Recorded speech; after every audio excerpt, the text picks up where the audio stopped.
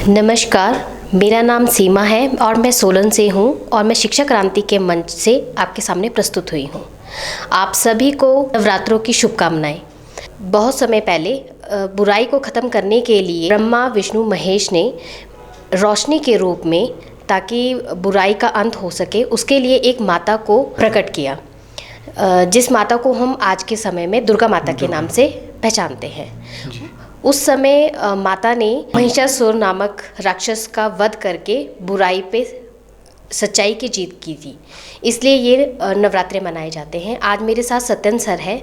मैं सर से थोड़े से क्वेश्चन पूछना चाहूँ। जैसे आजकल नवरात्रों के समय में लास्ट दिन में हम कन्या पूजन करते हैं, क्या आपको लगता है कि कन्या सुरक्षित है हमारे देश में?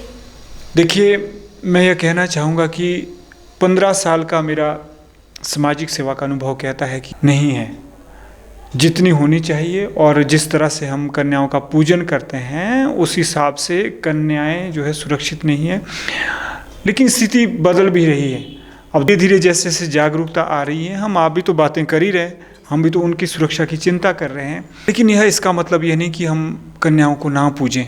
आप पूछेंगे क्यों? वो इसलिए मैम, क्योंकि कन्याओं को पूजना एक आदर्श है।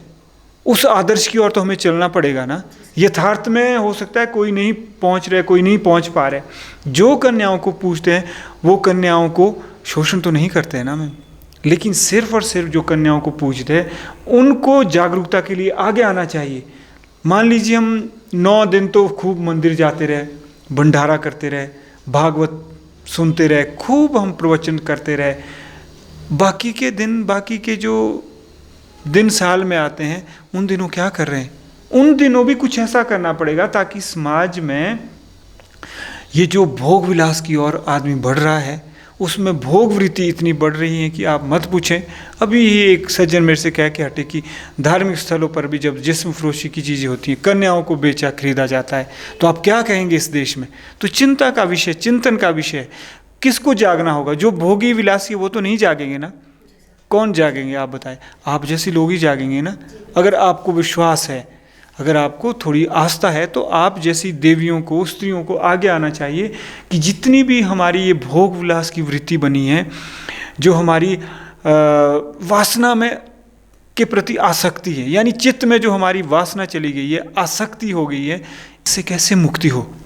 तभी हम ये जो आप कह रहे हैं कन्याओं को पूजना सार्थक होगा। नहीं तो एक पाखंड मात्र रह जाएगा। कम से कम दूसरे तो देखेंगे तो पाखंड, नाम युवाओं को कुछ बता सकेंगे। तो बस मैं शॉर्ट में यही कहना चाहूँगा कि हमें कन्याओं को भी पूजना चाहिए और समाज में उन कन्याओं को भी पूछना चाहिए जिनका क्या हो रहा है, शोषण हो रहा है, अनेक प्रकार से शोषण हो रहा है। अगर सिर्फ पूजने वाले अगर उन कन्याओं को नहीं पूछते हैं, अपने पड़ोसियों की कन्याओं को पूछते हैं, अपने घर की कन्याओं को पूछते हैं, समाज की कन्याओं को नहीं पूछते हैं, तो मैं तो ये कहूँगा कि एक कोरा पाखंड बनकर ही रह जाएगा। इससे कहाँ दैविक शक्ति पैदा होगी?